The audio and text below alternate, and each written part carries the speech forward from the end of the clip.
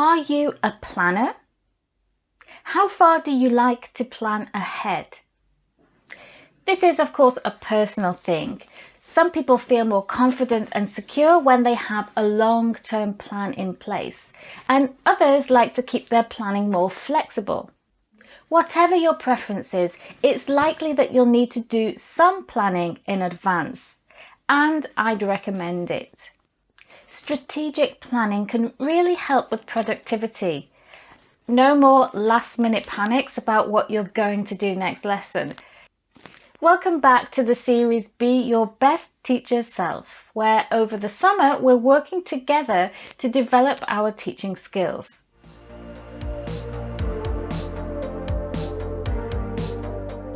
The summer is now nearly over, so it really is time to start thinking about the new school year. Yes, I'm sorry, I really don't want to spoil your holiday. But strategic planning saves time in the long run, and it's worth making a head start before school starts. First things first, let's talk about the importance of setting clear goals and objectives for the term and for lesson planning. It's essential to align these goals and objectives with the curriculum, but also with the unique needs of our students.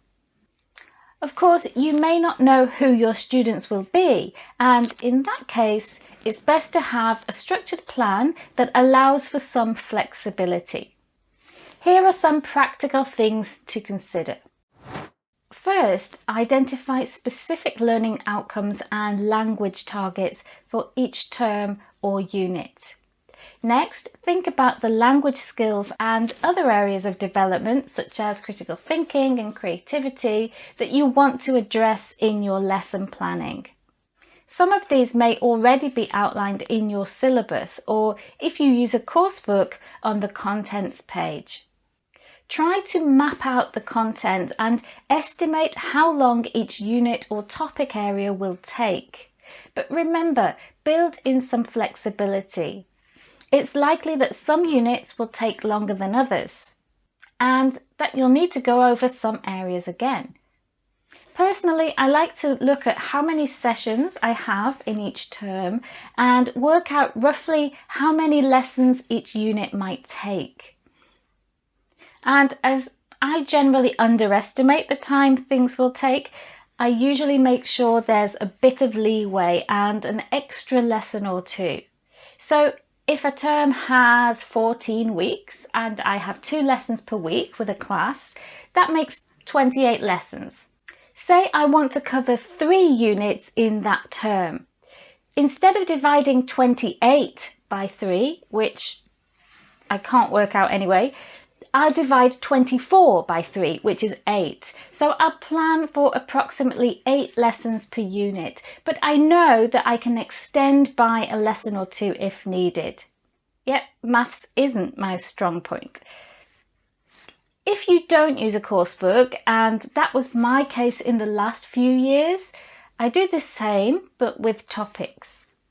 I still come up with my learning objectives for each topic and plan in a similar way by grouping resources together. This takes longer, but it allows for more flexibility, and as we explored in the last video, the use of authentic materials. Now on to lesson planning. Again, the amount of planning you do is personal preference. And you'll also likely find that as you gain experience, it gets easier and quicker, and you don't need to plan in as much detail. But it's important to remember that lesson planning isn't just a list of activities that you will do in the lesson. For me, a lesson plan doesn't need to be a complex document like the ones you might need to do on a teacher training course, but there are things that you need to think about even if you don't actually write them on the plan. These include the following: the learning aims or outcomes you want students to meet, your students' strengths, their challenges and areas for improvement, individual students' learning needs, dynamics, interaction patterns and groupings. For effective lesson planning, avoid planning individual lessons in isolation. It's much more helpful to plan a logical progression of lessons that builds on your students' prior knowledge and skills.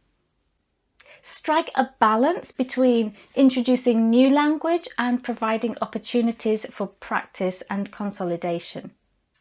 And remember to incorporate formative assessment strategies to monitor your students' progress and adjust your teaching accordingly. Of course, you won't be writing all these things on every lesson plan, so I recommend creating a sequence of lessons and having an outline for this sequence. As you plan the sequence, it's a good idea to list the resources that you'll be using.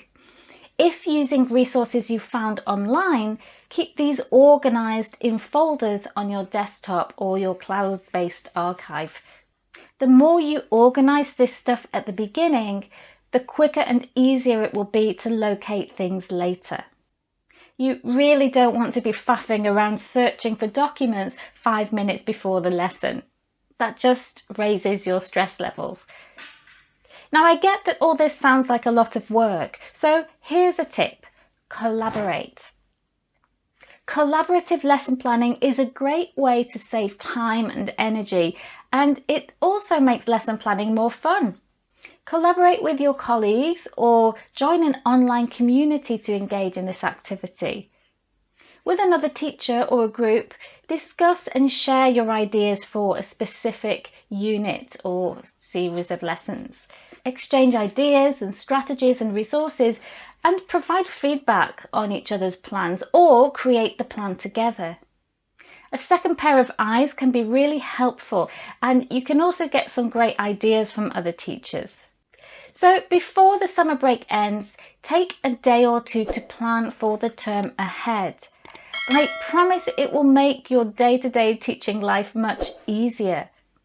Come back for the final video in this series next week, where we'll be looking forward to the future. Thanks for watching, and bye for now.